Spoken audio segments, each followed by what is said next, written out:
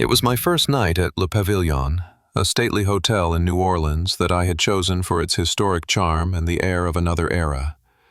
The room on the third floor was cozy, with antique carved dark wood furniture that creaked at the slightest touch, a closet with heavy doors that seemed to whisper when opened, and red velvet curtains that blocked the light from the streetlights, plunging the space into dense gloom.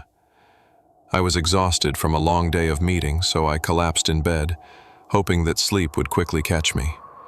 But in the early morning, something tore me away from that break. It wasn't a noise, but a sensation, a biting cold that crept under the covers like an icy stream, making my skin crawl to the bone. I sat up, disoriented, rubbing my eyes with trembling fingers. The room was shrouded in suffocating darkness, broken only by the shadows that twisted on the walls, cast by a glimmer of light that filtered in from the street. Then I saw her, a blurred silhouette in the corner, next to the closet. She was tall, hunched over, with what appeared to be long, shaggy hair that fell like a grayish curtain over her shoulders. My heart skipped a beat, but I clung to the logic, convincing myself that it was an echo of some nightmare. I closed my eyes tightly, breathing heavily, and when I opened them, the figure had disappeared. All that remained was the silence, so heavy that it seemed to crush me. I tried to sleep again, but the cold wouldn't let up. It clung to my skin like an invisible hand, and every time I closed my eyes, I felt those gray locks brushing against my mind, as if that presence still lurked in the shadow. The wood creaked from time to time, a dry sound that made me startle, imagining soft footsteps approaching from the darkness. I rolled over on the bed, looking for a position that would calm me, but the mattress seemed to sink under a weight that wasn't mine. I spent the night in a restless sleep, with the sensation of invisible eyes piercing me from the corners.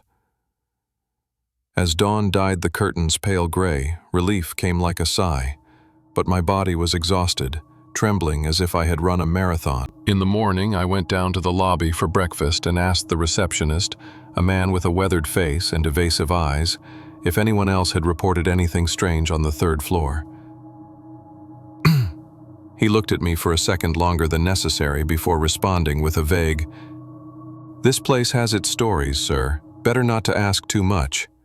His tone, somewhere between mocking and serious, left me with a knot in my stomach. I went back upstairs, determined to ignore it, and spent the day working on my laptop in the evening light that filtered through the window. But something was wrong. As I wrote, my eyes drifted to the corners, drawn by a primal instinct.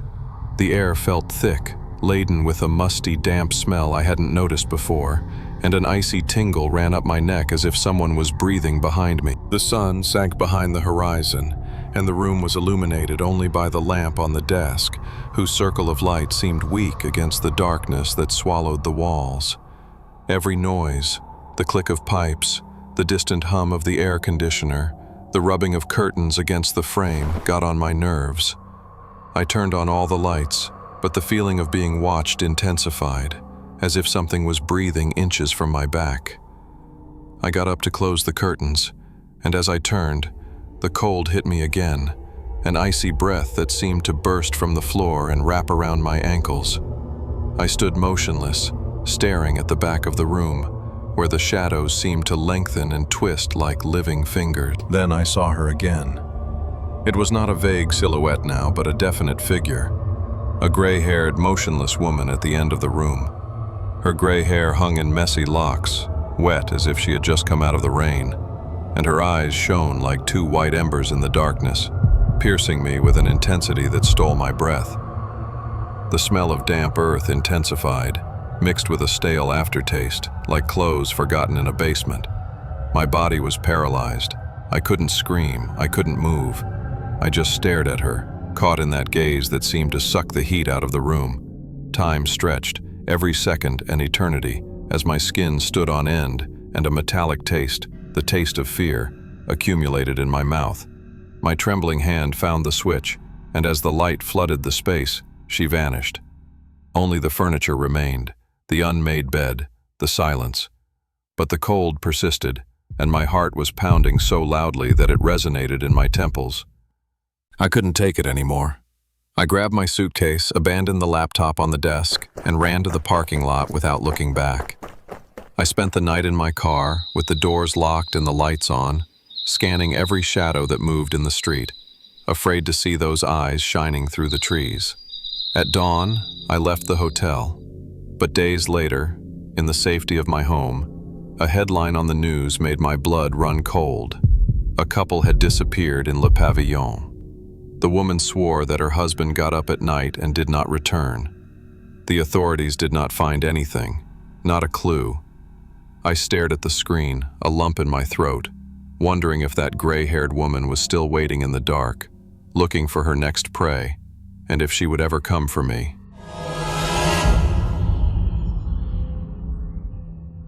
I've always enjoyed traveling alone, and New Orleans drew me in with its vibrant streets and aura of mystery. I stayed at the Hotel St. Pierre for its rustic charm, exposed brick walls that seemed to whisper secrets, time-worn furniture, and an air that smelled of old wood and something indefinable, like memories caught in the dust. My room was small, with a bed that groaned under my weight, a narrow closet with rickety doors, and a window that looked out onto a silent courtyard surrounded by twisted vines. The first night, after walking through the French Quarter, I went to bed exhausted, waiting for sleep to envelop me quickly. I was on the verge of sleep when an icy terror snatched me from calm. A cold, wet hand, as if it had just emerged from a swamp, closed around my wrist with a force that took my breath away. I sprang to my feet, tapping against the wooden headboard, and lit the lamp with clumsy fingers. The shaky light revealed an empty room, but my skin still burned with the memory of that slimy touch, as if something had left an invisible mark. I knelt down, my heart in my throat, and looked under the bed, looking for an explanation. A damp rag, a rat, anything. But there was only accumulated dust and bare boards that creaked under my gaze. I told myself that it was my mind playing tricks, a vivid dream from the tiredness and the strange atmosphere of the hotel. But as I sat there, with the sheets messed up and cold sweat clinging to my back, I heard something. Soft, barefoot-like footsteps echoing in the hallway. I walked over to the door, holding my breath, and pressed my ear to the rough wood. The footsteps stopped just outside, so close that I imagined a shadow slipping under the crack. I slammed the door open, my pulse pounding in my ears, but the hallway was deserted, bathed in a dim light that barely reached the corners.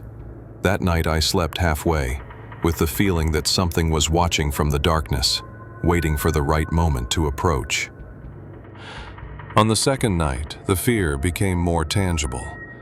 I woke up with the same cold on my wrist, but this time it didn't touch me. Instead, the footsteps returned, sharper, closer, as if someone were walking outside my door with slow, deliberate steps. I stood still, listening, and then a whisper came, low, confused, like a chorus of voices speaking in unison from an impossible distance. I got up, shaking, and checked the hallway again, but it was empty. When I returned, I noticed something that made my blood run cold. My suitcase, which I had left by the window, was now half tucked under the bed, as if invisible hands had dragged it in the gloom. I approached cautiously, and as I touched it, a strange smell filled the air. An ozone smell, like that left over from a storm, inexplicable in a closed room. I couldn't ignore it anymore. Every creak of the wood, every sigh of the wind against the window, put me on the verge of panic. I decided to spend the night in a chair with the lights on, looking at the door as if waiting for something to come through it. But the footsteps returned, more insistent, stopping just outside. I held my breath, praying for them to move away, but a new sound paralyzed me. A slow, deliberate scratch on the wood, like nails sliding across the surface with terrifying patience. Then, silence. A silence that weighed like a threat. I approached the door at dawn and found faint marks like superficial scratches that weren't there before. The third night was hell. I went to bed with all the lights on, determined not to give in to sleep, but exhaustion betrayed me. I woke up with a gasp, feeling the cold again. and the footsteps were inside the room. They echoed around me, slow, as if someone were circling around the bed in an invisible circle. I sat there, frantically searching, but nothing was visible. Then the whispers began, louder, clearer, though I still didn't decipher the words. They came from under the bed, a murmur that rose like rotten breath, accompanied by a stench of damp and rusty metal that turned my stomach. With my heart in my throat, I knelt down and looked. The darkness under the bed was absolute, but the whispers suddenly ceased, and in that instant an icy breath brushed the back of my neck, as if something had leaned over me from behind. I screamed, jumped to my feet, and ran to the door. When I opened it, footsteps echoed behind, fast, as if I were being chased, but when I turned, the room was empty. I spent the rest of the night in the lobby, shivering on a couch, staring at the stairs, until the daylight brought some peace. I asked the staff about the room at dawn. With evasive faces and low voices, they told me that it had been a slave quarter centuries ago, and that other guests had felt things, cold touches, whispers, objects that moved on their own. I left that morning, vowing never to return, but even today, in the stillness of my house, I sometimes feel that cold on my wrist, as if that hand is still looking for me from the shadows, crawling from a past that I cannot leave behind.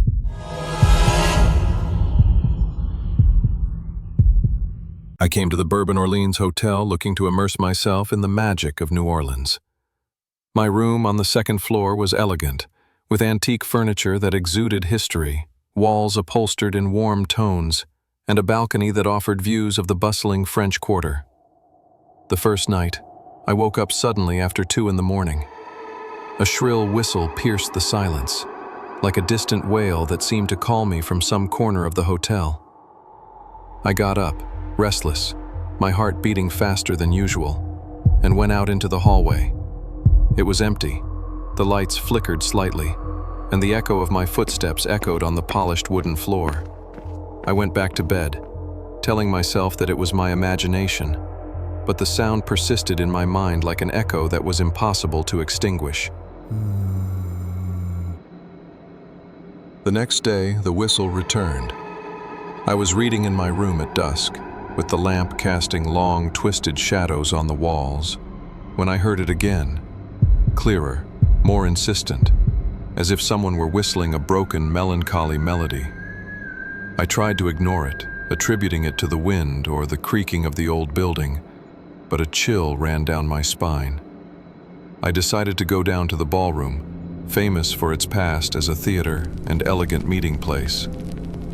The room was majestic, with high ceilings adorned with golden moldings, huge mirrors that reflected the gloom, and a wooden floor that creaked beneath my feet. As I explored, the whistle sounded again, faint, as if it were coming from the cracks in the walls. Then a cigar smell filled the air, pungent and suffocating, mixed with a hint of ancient perfume, like withered lavender. I looked around, but I was alone. My heart pounded as I ran upstairs to my room, the scent clinging to my clothes. On the third night, I thought I was over it. I spent the day exploring the city, trying to erase the incident with the noise of the streets and the heat of the sun. But at 3 o'clock in the morning, the whistle roused me from sleep, louder, almost inside my head. I sat on the bed, sweating, as the sound seemed to swirl around me like an echo caught in the walls. I decided to confront it. I went down to the ballroom with trembling steps, armed only with the light of my cell phone, which trembled in my hand as if it shared my fear. The darkness was dense, and the air smelled of old wood and something else, that thick cigarette smoke that stuck to my throat and made me cough.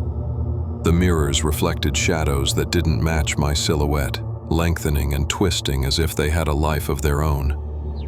The light of the cell phone slowly swirled around the room. Then I saw him. In the background, next to the dusty curtains that hung like shrouds, a tall, dark shadow, motionless. The smoke seemed to come out of it, swirling like a living mist that filled the air with that pungent and sweet smell at the same time. My breath was cut off. I could not move, caught by the figure that seemed to grow in the gloom, its outline blurring and reforming. Suddenly, the music began, a weak, distorted waltz, as if a broken gramophone were playing in the shadows, with notes that broke and repeated in a sickly echo. The figure took a silent step towards me, and panic freed me. I stumbled backwards, screaming, and ran for the exit. In the hallway, I bumped into a guard who was going upstairs, alerted by the noise. "There's something there," I gasped. But when we came back with a flashlight, there was nothing. Just a yellowed newspaper on the floor, with a date from decades ago, and a headline about a fire in the hotel, and an unlit cigarette, still warm, that was not there before. Normal. I left the hotel at dawn, vowing not to return. But in my own house, sometimes the smell of cigarettes comes out of nowhere, mixed with that withered perfume, and the whistle echoes in my ears like a whisper that I can't silence. I wake up with a start, staring at the shadows, fearing that this figure is still following me, waltzing in the dark, waiting for the moment when I let my guard down. And so end our 3 horror stories in the haunted hotels of New Orleans. But the fear does not end here. If you have your own chilling experiences, send them to our channel, Mr. Night Terrors, where the best ones will be shared for others to tremble with you. Tell us not only what happened, but how it marked you, how it still resonates in your nights. Don't forget to subscribe for more stories that will make you doubt every shadow and every noise in the dark. Sleep well, if you dare.